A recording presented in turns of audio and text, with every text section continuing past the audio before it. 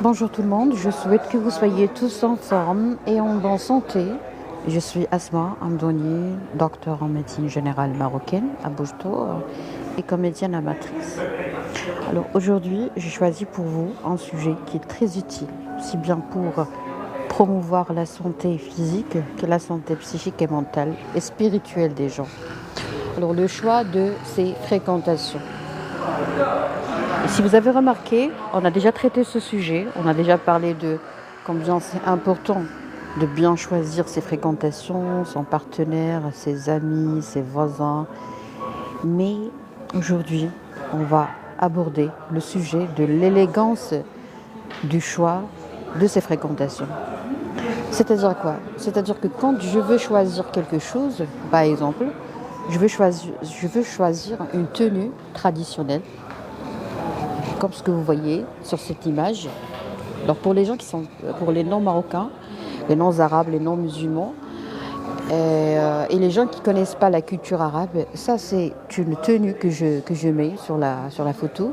C'est une tenue marocaine, exceptionnelle, exclusive.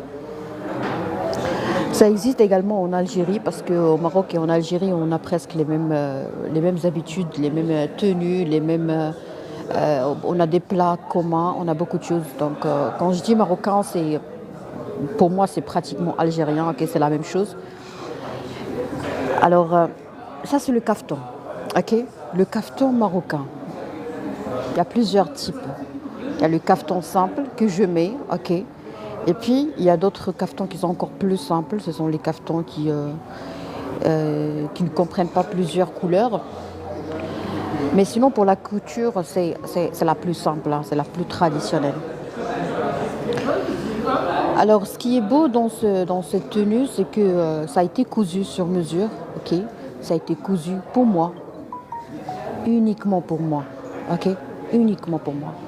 Alors ça, c'est chez nous, les Marocaines, les femmes marocaines, ça c'est une thérapie, ça c'est une confirmation d'identité et ça c'est une confirmation d'estime de soi. C'est-à-dire, lorsque je fais quelque chose pour moi, uniquement pour moi, je me sens importante, je me sens unique, je me sens individuelle si vous voulez, individualisée, je me sens moi et je sens que j'ai une personnalité propre à moi. Ok ? La même chose pour les hommes marocains. Pour les hommes marocains, ils préparent des tenues traditionnelles, ok? Ça s'appelle jabador ou des djellaba. Et on a plusieurs types.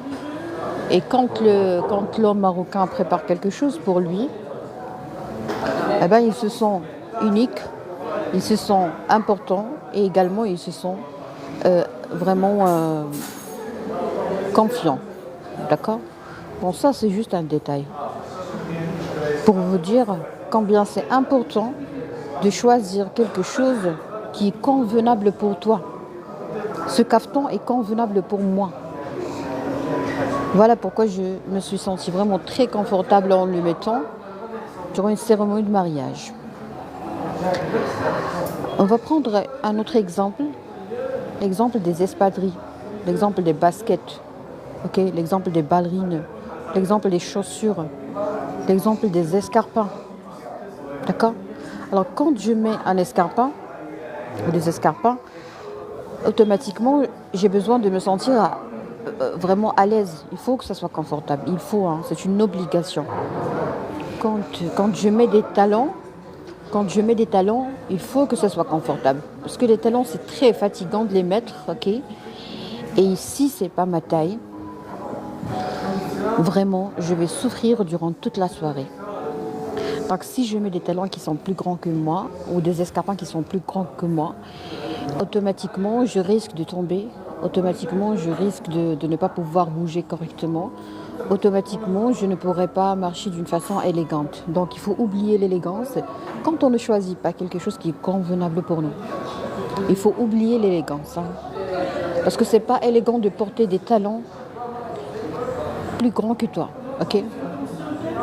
Et la même chose, il ne faut pas porter des chaussures ou des talons, des escarpins ou des, je sais pas, ok, n'importe quelle chaussure qui ne sont pas convenables. Il faut mettre sa taille, ok? C'est pas possible. Normalement, tu devrais porter 39 et tu mets 38 uniquement parce que c'est comme ça, parce que tu veux montrer aux gens que tu portes 38 ou tu mets 38. Donc automatiquement, ta façon de marcher ne sera pas élégante. Automatiquement, ton aspect ne sera pas élégant. Automatiquement, votre posture ne sera pas élégante. Automatiquement, vos paroles, vos mots, les mots choisis ne seront pas élégants. Alors, je vais vous donner la parole maintenant parce qu'au début, tu ne permettais qu'aux abonnés de commenter. Ben sinon, je poursuis mon explication et après, je vous donne la parole, ok? Alors, aujourd'hui, on n'est pas en train de donner des cours. Je ne suis pas en train de donner des cours pour que les gens deviennent élégants. Non, l'élégance, on est avec. C'est comme le charisme. On est avec le charisme, on est avec l'élégance. Et même si on a l'impression des fois qu'on est barbare, qu'on est brutal, c'est pas vrai, parce qu'on est avec, ok? Le calme également. Il y a des choses dans notre ADN qu'on est avec. Il y a des modifications qui ont lieu dans notre ADN.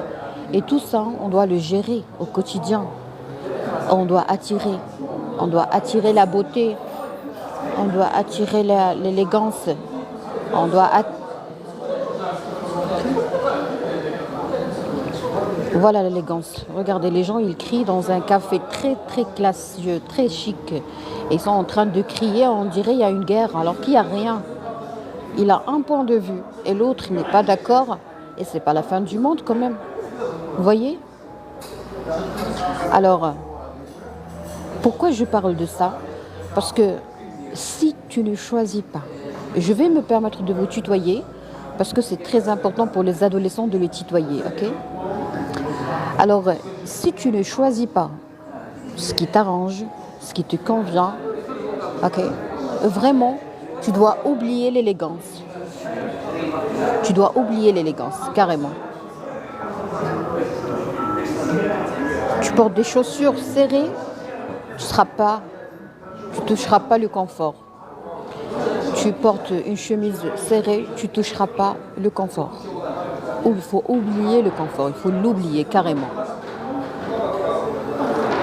Tu parles avec quelqu'un qui n'est pas de ton niveau et tu dois oublier le confort, tu dois oublier l'élégance. Alors moi ça je l'ai vécu, et j'ai partagé ça en direct avec vous. Je vous ai montré combien c'est pas possible, combien c'est très désagréable, combien ce n'est pas confortable de parler avec des gens qui ne font pas partie de ma classe sociale, qui n'ont pas le même niveau d'éducation, qui n'ont pas le même niveau de croyance, le même niveau de politesse. Ok? Et si vous avez remarqué, je ne pouvais pas, et je ne pourrais pas, et je ne veux pas m'empêcher de devenir comme les gens que je fréquente. D'accord? Parce que sinon, il y a mon subconscient qui va souffrir. Donc, plus on est avec des gens qui ne conviennent pas à notre niveau, plus on va tomber dans point fort. Ça m'a été dit par le psychologue et par les professeurs. Toutes nos faiblesses sont des forces. Il suffit de voir l'autre côté, l'autre visage, l'autre pôle, si vous voulez. Les faiblesses, c'est un pôle d'une entité. Et de l'autre côté, il y a un autre pôle qui s'appelle les forces. Okay? Il suffit de reconnaître ses faiblesses. Alors moi, je reconnais devant vous une faiblesse. C'est d'être élégante, de rester élégante dans le choix de mes mots. Lorsque je parle en arabe, lorsque je discute, lorsque je débat quelque chose en arabe, ok? Alors, c'est quoi la sagesse? La sagesse, c'est de quitter l'endroit qui ne convient pas à notre personnalité, à tous les efforts qu'on a fait pour avoir une personnalité merveilleuse. Alors,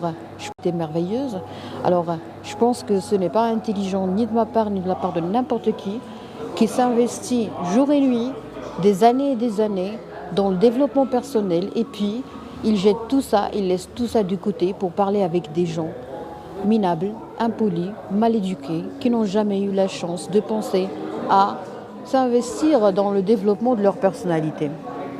Alors ça, c'est une tentative de suicide émotionnel que je partage avec vous et que j'ai cessé de faire.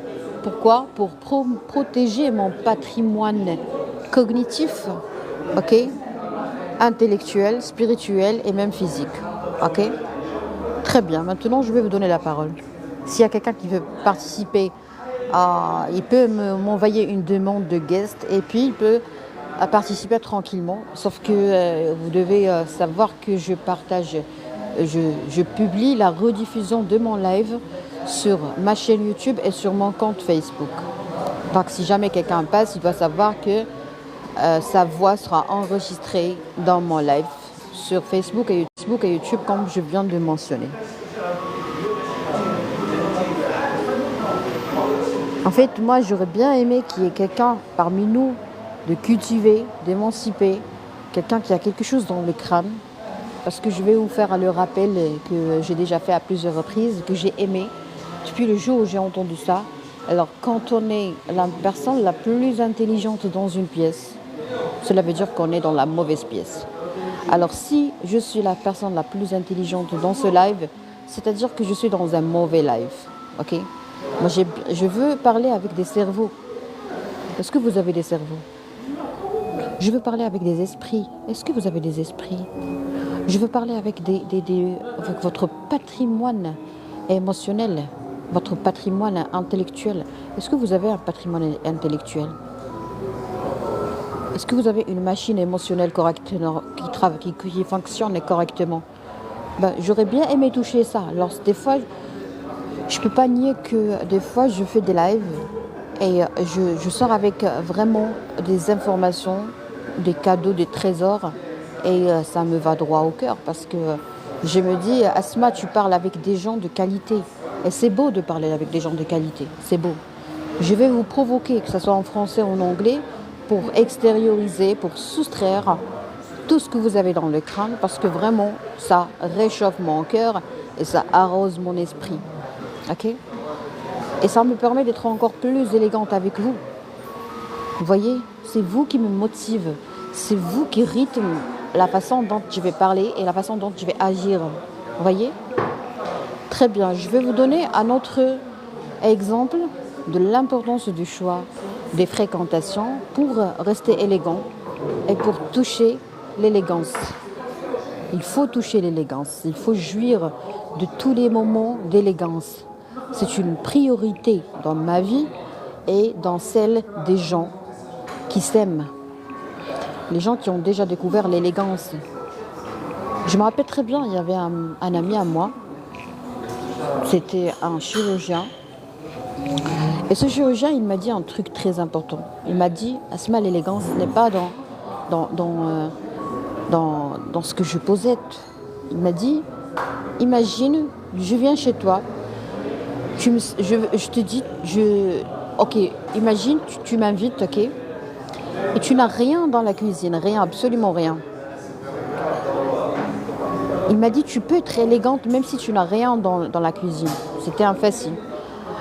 Salutations à tous les gens de Fès. Il m'a dit, tu peux très bien être élégante et vraiment assurer une hospitalité et un accueil chaleureux et surtout trop chic, même si tu n'as rien dans le réfrigérateur. Je lui ai dit comment? Il m'a dit, imagine, tu n'as que de l'eau, ok? J'ai eu un sentiment très, très agréable. Juste en écoutant ce qu'il a dit, j'ai immédiatement senti que je suis une princesse Et qu'on m'a servi le luxe, ok. Et je lui ai dit que vraiment le goût de cette eau potable sera très différent. Elle m'a dit, mais c'est ça l'élégance. C'est ça l'élégance en fait. Et il a raison. Je vais vous dire un truc très important, si vous permettez bien sûr. Je vais vous donner d'autres exemples de l'importance de l'élégance. Pour les gens qui peuvent apprécier ça, parce qu'il y a des gens les pauvres, ils sont incapables de toucher la différence entre ça et ça. Okay. Voilà pourquoi vous n'avez pas le droit je considère ça comme des sacrifices. Vous n'avez pas le droit de s'investir ou de sacrifier votre temps, votre bonne foi avec des gens qui ne vont pas comprendre ce que vous allez faire. Moi, je vois souvent des gens qui ont de la dépression, qui ont traîné, vraiment, ils ont perduré avec cette dépression pendant des années et des années, et à aucun moment, ils ont fait la psychothérapie ou l'hypnothérapie. Et je pose une simple question et je remarque ou je découvre que cet homme, par exemple, qui a de la dépression, le pauvre, il a grandi dans une famille qui prenait très soin de tout ça. Et après, il a épousé une dame qui n'appréciait pas, qui était incapable. Attention, il faut bien... Bonjour docteur, et bon fait. Merci. Merci Madame Badia. Je m'excuse pour le bruit, mais je suis en train de visualiser les gens. Subhanallah, ils ont besoin de voir un psy. Le fait de crier dans un café prouve que la personne ne va pas bien. Parce qu'en médecine, il y a une règle qui dit on ne crie que lorsqu'il y a du feu. Alors il n'y a pas du feu, je vous assure. Hein. Je suis là, il n'y a pas de feu. Il n'y a rien, il n'y a pas de guerre, il n'y a pas de feu, il n'y a pas d'armes blanches, il n'y a pas de pistolet, il n'y a rien. Et les gens crient. Tout le monde crie, tout le monde. Tout le monde veut expliquer, mais ils ne savent pas, les pauvres, que c'est leur enfant intérieur qui a besoin de dire des choses. Et il suffit de déverrouiller ça. Vous voyez ? Très bien. Alors, la dépression et l'élégance. Écoutez, je veux vous dire un truc que j'ai découvert dans mon cabinet et dans ma pratique professionnelle quotidienne. Vous avez une dépression. Vous prenez des médicaments pendant longtemps, pendant des années. Ou bien vous avez un diabète. Vous prenez des médicaments pendant des années. Ou bien vous avez une hypertension artérielle. Vous prenez des médicaments pendant très longtemps. Et ça, c'est même compliqué de maladie rénale ou de néphropathie, ok, ou de rétinopathie au niveau de la rétine. Vous n'allez pas bien. Vous avez l'impression que vous n'êtes pas heureux, ok. Vous avez par exemple, je ne sais pas, vous avez vécu une expérience de divorce et vous avez développé la peur de l'échec, vous avez peur d'échouer encore une fois. Alors moi, ce que j'ai découvert chez mes patients, en fait, c'est quoi ? C'est que les pauvres, ils ont grandi dans une famille qui prenait soin de tous les détails d'élégance, que ce soit dans la façon de dresser la table, que ce soit dans leur façon de parler, que ce soit dans leur façon de sourire, que ce soit dans leur façon de s'habiller, que ce soit dans leur façon d'offrir des cadeaux, okay, ou de s'offrir des cadeaux, que ce soit dans la façon de choisir les fleurs, okay. Et les pauvres, on a tous été des pauvres, hein. Les pauvres, dans ce sens, qu'est-ce qu'ils font ? Eh bien, ils ne s'arrêtent pas pour choisir avec élégance leur fréquentation. Voilà un point très important à discuter avec votre hypnotiseur ou avec votre psychologue, c'est cette grosse bêtise qu'on commet quand on ne prend pas soin de l'élégance, quand on ne cherche pas l'élégance dans le choix des fréquentations. Et cela reflète beaucoup de choses qui diffèrent d'une personne à l'autre, qui peuvent partir d'un sentiment d'infériorité à une croyance limitante bizarre comme la modestie, parce que des fois on ne connaît pas le vrai sens de la modestie, vous voyez. Du coup, qu'est-ce qu'on fait ? On choisit mal nos fréquentations. Alors si tu laisses tomber l'élégance, tu vas tomber dans quoi ? Dans le dégoût. Ça, je le reconnais. Moi, j'ai fait ça dans les lives. Je suis tombée dans le dégoût. Je suis même arrivée à un certain point où je n'aimais pas ma façon de parler. Mais pourquoi? Eh bien, tout simplement parce que je n'ai pas pris soin de ce petit détail. D'accord? J'ai rien regretté parce que la vie, c'est comme ça. Et j'invite tout le monde à ne rien regretter. Mais c'est beau de découvrir. Hein? C'est beau de découvrir qu'on peut être modeste, mais sans pour autant sacrifier une partie très importante de notre personnalité. Écoutez, si vous avez grandi dans une famille élégante, restez élégant. Pourquoi? Parce que si vous laissez de côté cette valeur, cette qualité, vous devez savoir que c'est comme si vous avez grandi dans une famille religieuse et à un certain moment, vous êtes senti obligé de laisser tomber la religion, de laisser tomber vos croyances, de laisser tomber, par exemple, votre pratique. Pourquoi? Eh bien, tout simplement pour rester modeste. Non, on ne demande jamais à quelqu'un de laisser tomber sa religion pour dire finalement qu'il est modeste. Par exemple, moi, je ne peux pas demander à une juive de laisser tomber sa religion, le judaïsme, pour la juger modeste. Non, ça c'est injuste. Et ça c'est pas anormal. Et ça c'est un manque de tolérance. Les gens qui ne sont pas élégants doivent tolérer l'élégance des gens élégants. D'accord? On doit tolérer la différence. Et les gens élégants également doivent tolérer le manque d'élégance chez les autres personnes. Alors, on est toujours fautif, on a toujours une part de responsabilité parce que c'est nous qui sommes jetés sur les autres pour finalement changer leur mode de vie.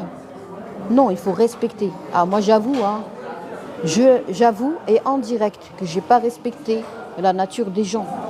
Il faut respecter les impolis, il faut respecter les mal éduqués. Il faut respecter les impolis, il faut respecter les mal éduqués, il faut respecter les gens qui ne sont pas élégants, il faut respecter les barbares, il faut respecter les frustrés. Ok? Je me respecte et je respecte les autres. Alors, là, je vais lire les commentaires intéressants. كلام كله صحيح لا تصحى merci. عيد مبارك دكتورة باش ما تمنيتي بالتوفيق في المسيرة المهنية ديالك شكرا. Vous avez tout à fait raison docteur merci لاله بديعة. عيد مبارك سعيد احسن دكتورة شكرا. Bonsoir. مات لك الحوت. Oui مات لي الحوت بالعربية. Oui j'avoue بعض المعارك في خسرانها شرف. Oui j'avoue et je suis fière de ça parce que reconnaître ses faiblesses c'est en fait découvrir ses forces. Voilà. Alors l'élégance dans le choix des fréquentations. Je vais vous dire un truc très important. Alors moi j'ai vu la pédophilie en direct dans un café ici à Bouche-d'Or. Et maintenant j'ai un grand problème. Alhamdoulilah, Dieu merci. Pourquoi? Parce que j'ai fait mon devoir national envers ça. Et humanitaire bien sûr. Alors pourquoi j'ai ce problème? Pourquoi j'ai eu ce problème? Je suis la seule responsable de mes problèmes. Parce que moi, j'ai pas bien choisi mes fréquentations. J'ai pas choisi l'élégance. J'ai choisi un café qui met pas des caméras de surveillance. Alors ça, c'est inadmissible de ma part et je le ferai jamais.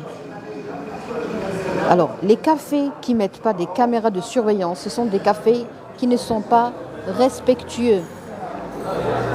Alors, pourquoi moi j'ai fréquenté ces quartiers, ces cafés irrespectueux? Parce que moi j'ai choisi une ville modeste. Et pourquoi j'ai choisi cette ville modeste? Par le cœur, par les sentiments de noblesse et par le devoir national et par le devoir professionnel. Mais sur le plan personnel, c'est une tentative d'autodestruction.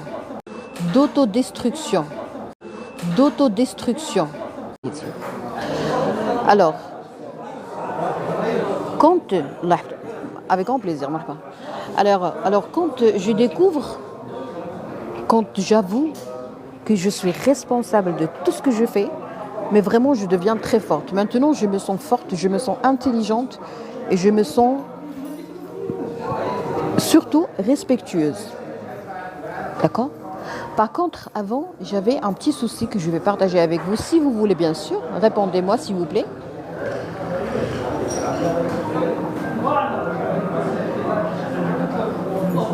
Voulez-vous que je partage avec vous une bêtise que je commettais dans mon raisonnement et maintenant c'est résolu. Maintenant je reconnais je reconnais mes torts, ok?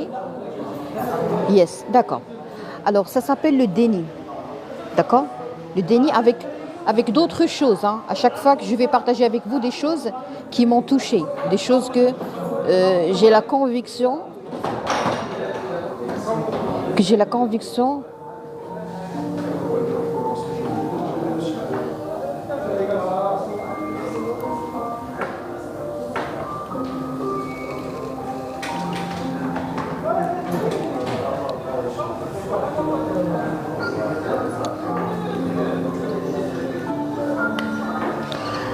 alors le déni.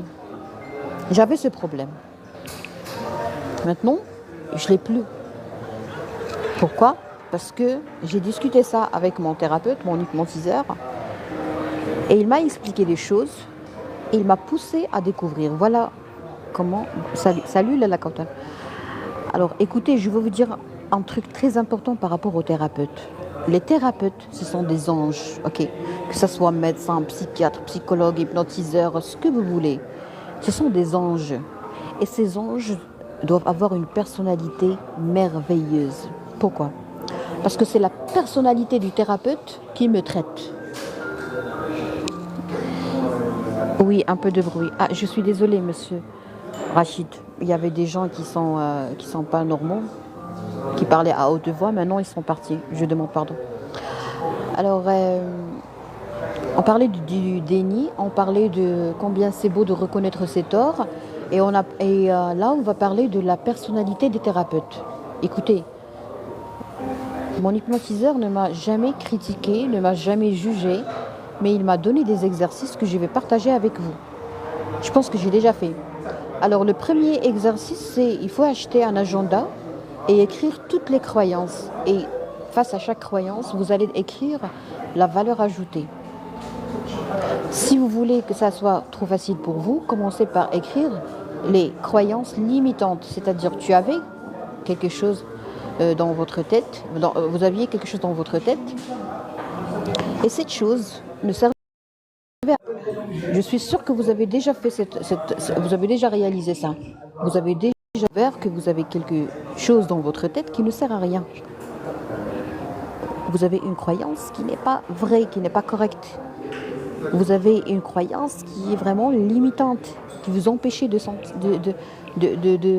respirer et d'inspirer de l'air frais. Ok? On a tous eu ce sentiment. Parce que ça, c'est la sagesse. Hein. Plus on grandit, en principe, plus on devient sage. Un exemple, s'il vous plaît, docteur? Oui, avec grand plaisir. Alors, moi, j'avais une croyance dans ma tête qui était limitante. Par exemple, ah oui, en fait, j'ai mon cahier ici, je peux partager ça avec vous, avec grand plaisir. Je vais lire. Ça, je ne le fais pas en général, mais là, je sais à qui je m'adresse. Vous voyez combien c'est beau de choisir ses fréquentations.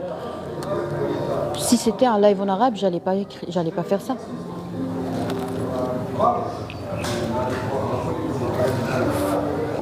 Pourquoi? Parce que on va me dire je suis folle, je suis malade, je sais pas moi, je suis malade, je sais pas moi, je suis malade, je sais pas moi, alors que tous les médecins le font et doivent le faire, hein, doivent le faire.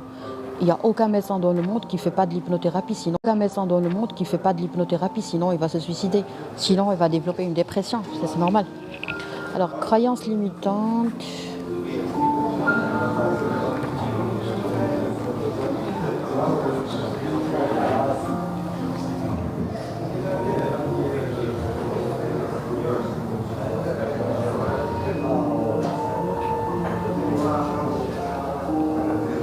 Alors, là, je vais partager ça avec vous, Madame Badia.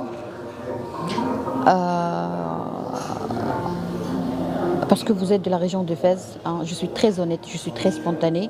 Et peu m'importe comment les gens vont prendre ça, mais moi je suis reconnaissante.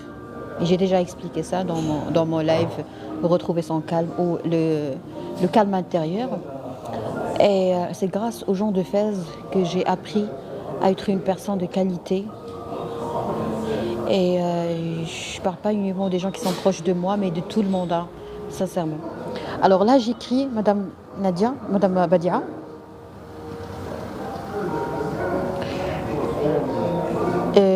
Ça, c'est juste... Bonjour, docteur Asma, j'espère que vous allez bien. Oh, bonjour, la plus belle des modératrices. La plus belle. Ah, merci, docteur, vous êtes adorable. C'est gentil, là, alors ici, j'ai écrit, j'ai peur de faire face à mes pensées.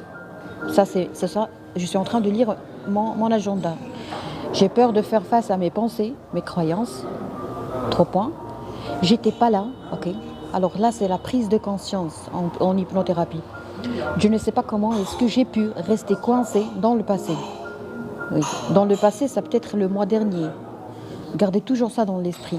Hier, c'était du passé. Ce matin, c'était du passé. Wallah, je parle pour de vrai. J'ai fait quelque chose ce matin, je le ferai pas. Je le ferai plus, Inch'Allah. Alors j'ai écrit, je ne sais pas comment est-ce que j'ai pu rester coincée dans le passé.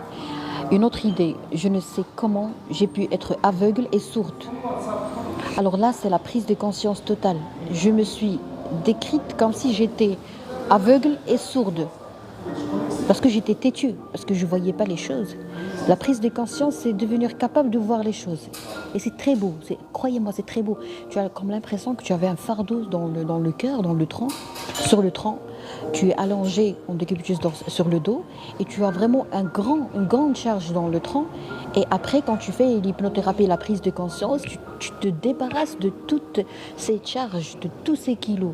Imaginez, de tous ces kilos. Alors j'ai écrit, je ne sais comment j'ai pu être aveugle et sourde. J'ai un peu honte de mes réactions brutales et agressives. Ça, c'est vrai. Alors parmi les raisons de l'hypnothérapie, c'est les lives et tout. En fait, j'ai un peu honte de mes réactions brutales et agressives. Et plus je fais des efforts, plus je fais des exercices, plus je fais des séances, je sais que c'est coûteux, mais ça vaut le coup. Hein. Ça vaut le coup. Parce que moi, je suis précieuse, je suis chère, je suis expensive. Alors si tu ne te crois pas chère et expensive et précieux et coûteux, tu ne pourras pas payer des séances d'hypnothérapie. Parce que c'est mon cœur qui va te gâter. C'est mon esprit, c'est ma machine émotionnelle. Je peux payer des séances d'hypnothérapie et même si je n'ai pas un téléphone vraiment de très grande marque, la confiance en soi. Oui, monsieur Rachid, oui. Oui, je cherchais ça en fait. Alors là, Madame Badia, j'ai écrit, j'ai un peu honte de mes réactions brutales et agressives. D'accord? J'ai un peu honte. Mais il faut comprendre, cette faiblesse, il faut la comprendre. Alors, Madame Badia, pourquoi j'avais des réactions brutales et agressives? Parce que j'étais pas dans mon lac, j'étais pas dans ma rivière, j'étais pas dans mon eau, j'étais pas dans mon océan. Je suis une sirène, je dois rester dans l'eau, je ne dois pas sortir dans le désert. Alors il faut choisir sa terre. Ça, c'est un live que j'ai fait et je vous invite à découvrir ça. Bien sûr, si vous avez déjà compris cette leçon, je pense que vous n'aurez pas besoin de ça. Mais pour les adolescents qui me suivent ou pour les gens qui croient en avoir besoin, je vous invite à regarder ce live sur ma chaîne YouTube qui porte le nom de « Choisir sa terre ». Alors ça, c'est une erreur, c'est une bêtise, ok? J'ai demandé pardon à moi-même durant la séance. Il y a le thérapeute qui nous demande de demander pardon à nous-mêmes, à la personne qui va s'afficher, à la personne qu'on va imaginer. C'est très beau de faire l'hypnose, sincèrement. Et on demande pardon, on dit je t'aime, je te pardonne, pardonne-moi. On demande pardon et on pardonne. Alors donc moi, j'ai pardonné Asma, qui est moi, et en même temps, je demande pardon à Asma. Pourquoi? Parce que je n'ai pas choisi ma terre. D'accord? Et pourquoi je n'ai pas choisi ma terre? Parce que j'avais une croyance limitante qui dit que c'est de la modestie. Alors que ce n'est pas de la modestie, c'était autre chose. Et à chaque fois que je fais des exercices, je découvre qu'il y a d'autres choses que je ne savais pas. Vous savez, maintenant, je suis en train de parler et j'ai eu un sentiment très agréable dans mon cœur. C'est l'effet de l'activation du système parasympathique. Bon, les médecins, ils savent ça très bien, mais je vais essayer de l'expliquer. On a deux systèmes, système d'alerte et système de joie, de détente. Le système d'alerte, c'est l'adrénaline, c'est le système sympathique. Il est toujours présent, il travaille toujours. Il n'a pas besoin d'être activé. Par contre, le système parasympathique... Bonjour, docteur. Bonjour. Alors, par contre, le système parasympathique, c'est le système de la joie, de la détente, du plaisir, c'est le système qui est activé chez les gens qui sont capables de faire un rapport, par exemple, intime. Et c'est le système qui fonctionne lorsqu'on n'a pas de problème, lorsqu'on n'est pas en alerte, lorsqu'on n'est pas stressé. Alors, quand on a une activation du système sympathique, d'alerte, qu'est-ce qu'on a? On a une augmentation de la fréquence cardiaque. On a l'impression oui, le sport, oui, bravo, c'est Rachid. Quand le sympathique travaille, fonctionne, on a le cœur qui fonctionne très, très, très fort et avec une puissance intensément, avec une puissance très, très, très, très importante. Et du coup, on aura une vasoconstriction, une diminution du calibre des vaisseaux. On aura une tachycardie, c'est-à-dire une augmentation de la fréquence cardiaque. On peut même avoir une douleur au niveau du cœur. On dit ça fait mal au cœur parce que vraiment ça fait mal au cœur, vous voyez? Par contre, dans le système parasympathique, on sent, moi je suis capable de le faire parce que j'ai fait plusieurs exercices, je suis capable de sentir que mon cœur s'est relâché et s'est relaxé. Vous voyez? Et c'est exactement ce que j'ai senti, Madame Bedia, en partageant ça avec vous et avec tout le monde qui est présent ici.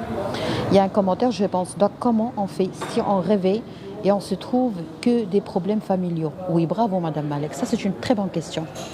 Alors, pourquoi je vous dis toujours qu'il faut commencer par le médecin généraliste, le psychiatre, le psychologue et l'hypnotiseur? Pourquoi? Parce que si on réveille l'enfant intérieur chez quelqu'un qui a une hypertension artérielle à 20, c'est-à-dire 200 mm de mercure de pression systolique, on peut tuer la personne. D'accord? Ou la personne peut tuer. D'accord?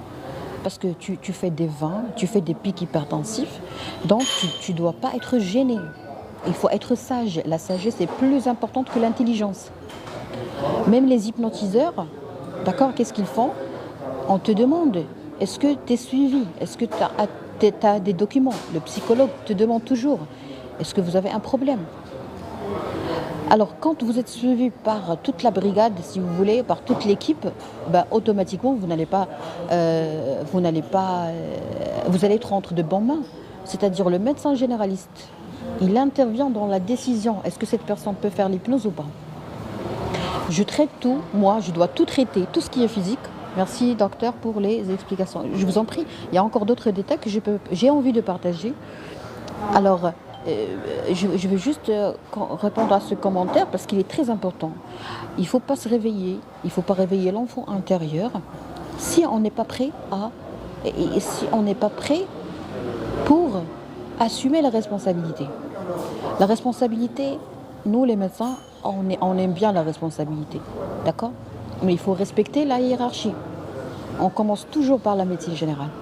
Parce que c'est pas normal que quelqu'un, par exemple, a un phéochromocytome, c'est-à-dire il a une tumeur qui sécrète de l'adrénaline, ok, et le patient ne sait pas ça, ou bien quelqu'un qui a une dysthyroïdie, une hyperthyroïdie, une augmentation des hormones thyroïdiennes, ok, et ce patient ne doit pas passer par la psychologie ou par la station de psychologue. Pourquoi? Parce qu'une fois il va commencer à parler, il va avoir une tachycardie, et la tachycardie, ça tue le cœur, ça tue. Il y a des gens qui font des 170. Alors 170 par minute, c'est-à-dire que la diastole va être réduite. Et la diastole, c'est la partie où le cœur s'irrigue. C'est-à-dire le cœur, il ne prend pas de la nourriture, il ne prend pas du sang à partir du sang qui se trouve à l'intérieur. Non. Le cœur, il est totalement fermé, il n'y a pas d'issue. Pourquoi? Parce qu'il est très fort. Parce que c'est une pompe musculaire qui est très très forte. Donc s'il y a des voies ou des faisceaux ou ou des vaisseaux qui sortent directement du cœur vers le cœur, vraiment il va se déchirer. Donc le bon Dieu, qu'est-ce qu'il a fait? Il a bien fait les choses. Il a laissé le cœur comme une pompe très riche, très très fort, très robuste. Et quand il pompe, on a un seul circuit qui sort du cœur, qui est très fort, c'est l'aorte. Okay? C'est comme un tuyau très grand. Et après, c'est vraiment vers la racine de l'aorte, on a la vascularisation coronarienne. Et c'est cette vascularisation qui permet d'irriguer, de nourrir notre cœur. Alors tout ça pour vous dire que le cœur doit être nourri par lui-même, mais après avoir vraiment donné naissance à un gros vaisseau qui s'appelle l'aorte. Alors maintenant, plus j'ai une fréquence cardiaque augmentée, plus je vais limiter le temps de la vascularisation du cœur.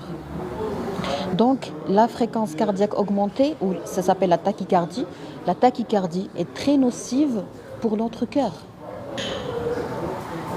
Alors, je vais vous donner quelques causes de la tachycardie. Quelles sont les choses qui causent une augmentation de la fréquence cardiaque et du coup, ils vont réduire la qualité de l'irrigation ou de l'alimentation de notre cœur.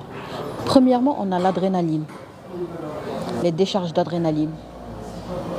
Deuxièmement, on a le phéochromocytome, c'est-à-dire la tumeur qui sécrète ça.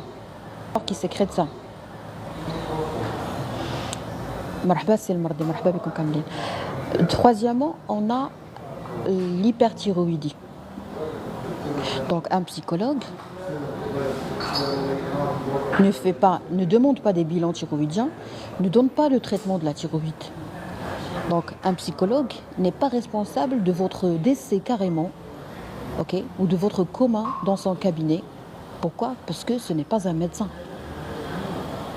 Donc qu'est-ce qu'il faut faire? Il faut recourir à un médecin généraliste, avoir un bilan normal, complet. Et après, le médecin généraliste va demander des bilans, soit radiologiques, soit biologiques, soit autres. Et on va s'assurer du bon fonctionnement de tout ce qui est organe, de tout ce qui est système. Parce que c'est pas normal de traiter l'angoisse ou l'attaque de panique chez quelqu'un qui n'a pas d'attaque de panique. Il a un problème cardiaque, il a une fibrillation auriculaire. Vous voyez? Alors ça c'est beau, hein. Quand on fait un travail collectif, nous tous les praticiens, les professionnels de santé, on est tous à l'aise. Moi je suis à l'aise quand je travaille avec un psychologue, avec un psychiatre. C'est le psychiatre qui travaille avec les psychologues. Je suis très à l'aise quand je travaille avec lui. Il me rend un grand service. Et lui aussi, il est très à l'aise avec moi. Parce que je lui envoie des patients qui sont bien emballés, bien faits, bien traités, qui sont bien diagnostiqués, qui sont bien bilantés, si vous voulez. Ah, c'est ça le travail. En médecine, en fait, on travaille comme ça. Il n'y a personne qui est meilleur que les autres. Et le diététicien et nutritionniste également, il a un rôle. Donc, pour répondre à votre question, il faut préparer carrément tout un live, Madame Malek. Si vous avez envie de bien connaître la réponse détaillée de votre question, ou pour votre question, permettez-moi de le savoir maintenant par un commentaire et je vous promets de préparer tout un live pour vous dire combien c'est important de préparer la personne à l'hypnothérapie. Pour ne pas se venger et pour ne pas réveiller un enfant qui était battu, qui était faible, qui était impuissant, qui était victime d'injustice. Parce que réveiller un victime, c'est réveiller des Bonjour docteur, Eid Mubarak avec le meilleur. Oh bonjour maître Hanan. Je pense que j'ai raté quelques commentaires. Alors, il y a monsieur Rachid qui a dit à l'intérieur de chaque homme, il y a un petit enfant. Oui. Et si l'enfant qui j'étais rencontrait l'adulte que je suis, ah ça c'est beau. Pensée positive. Ça s'appelle le traitement s'appelle premièrement la prise de conscience, deuxièmement être dans le moment présent. D'accord? À chaque fois, on a besoin de faire. Moi, je parle de moi en tant que médecin, mais sinon pour les autres, c'est votre psychiatre qui décide. Alors, à chaque fois, on a besoin de faire, de revenir dans le moment présent. À chaque fois, on est dans l'obligation de redevenir. De revivre dans le moment présent. Et c'est ça qui nous rend vraiment très apaisés. Ça, je le touche, moi, après avoir fait une séance. Vraiment, nous les êtres humains, on a une mémoire qui est très, très complexe. Et on a beaucoup de choses qui traversent notre esprit, on a vraiment l'impression de les avoir oubliées. Mais croyez-moi, on n'oublie rien. Moi, un jour, j'ai fait hypnose. Je suis très, très, très, très bien disciplinée. Quand il me demande de faire des exercices, je les fais. Oui, je rate quelque chose, mais je fais, je travaille. J'ai des agendas carrément que j'ai remplis avec les croyances et tout. Et croyez-moi, un jour, il m'a fait l'hypnose et je me suis rappelé de quand j'étais bébé. Parce que nous, on n'oublie rien, même quand nous étions dans fœtus, dans le ventre, dans l'utérus de notre mère, on retient beaucoup de choses. On retient même la musique qu'on écoutait, on retient si on lisait du Coran, on retient dans notre tête, on peut se rappeler de tout, que ça soit positif ou négatif. Voyez? Alors, il y a un autre truc que j'ai écrit dans mon agenda, la Badia. Alors, j'ai écrit, maintenant je sais que mes réactions n'étaient pas proportionnées au stimulus externe. Alors ça c'est bon, ça c'est la prise de conscience. Donc ce que j'avais comme cause, comme stimulus, n'était pas vraiment proportionné à mes réactions. Voilà. Mais ce qui est beau chez les thérapeutes, c'est leur confiance en soi, parce que c'est sa confiance en soi qui m'a permis de découvrir ça toute seule. Alors il y a un commentaire, on n'oublie pas, même notre cerveau emmagasine tout. Oui, oui, c'est magique, Madame Hanan. Chose qui peut surgir à n'importe quel moment. Oui, Madame Hanan. En fait, j'étais en train de lire quelques croyances limitantes. C'était un exercice demandé par l'hypnotiseur. Et j'ai découvert que mes réactions n'étaient pas proportionnées au stimulus apparent. Ah, oh, je suis désolée, il y a mon téléphone qui va se décharger, mais j'ai eu tout le plaisir à discuter avec vous. Vous êtes des gens de qualité, très gentils, bien éduqués, et ça me fait plaisir, ça me rend tellement heureuse. Merci la modératrice, merci à toutes les belles dames qui sont là, les hommes également, même si vous ne parlez pas, mais ça me fait plaisir de vous être utile ou à vos enfants, peut-être vos enfants. Peut-être qu'il y a des gens qui connaissent ça plus que moi, c'est normal. Bravo, donc je vous souhaite Eid Mubarak, Allah yitoul amarkoum, tout le plaisir.